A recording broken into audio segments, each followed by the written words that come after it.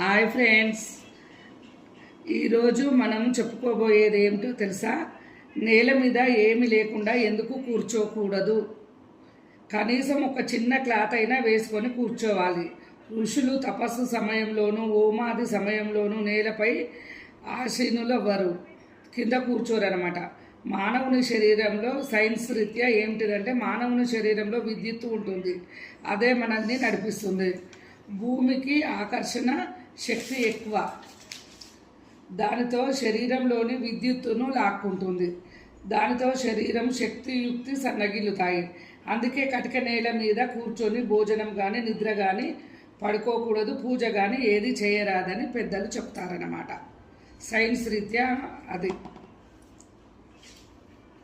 ఇంకోటి ఫ్రెండ్స్, శివాలయంలో నందీశ్వరుని తోకను ఎందుకు నిమురుతారు? శివాలయంలో నంది ఎద్దు జాతికి చెందినది కాదు, అయినా తోక నిమిరితే ఎంతో ఆనందం.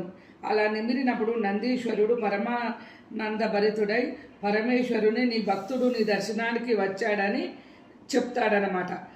ఎద్దు దర్శనానికి, గుర్రం శక్తికి ప్రతికలు, ధర్మానికి పురిగొల్పుతున్నాము అని చెప్పడం కూడా తోక నిమరడంలో భాగం.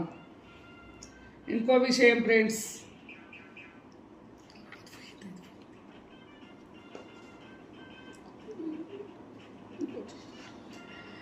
పిల్లల చెవులు ఎందుకు కుట్టిస్తారో తెలుసా?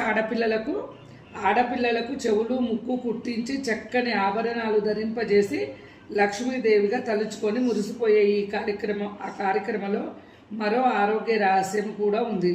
చెవులు కుట్టించుకుంటే కంటి చూపు శక్తి పెరుగుతుంది.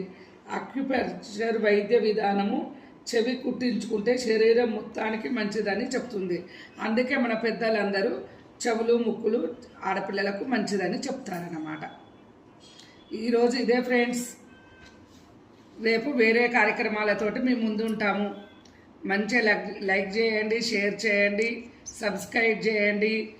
ఇవన్నీ అయిపోయినాక మంచి విజయం వచ్చినాక మీ ముందుకు మా టీం అంతా వస్తాము. మమ్మల్ని ఆశీర్వదించండి.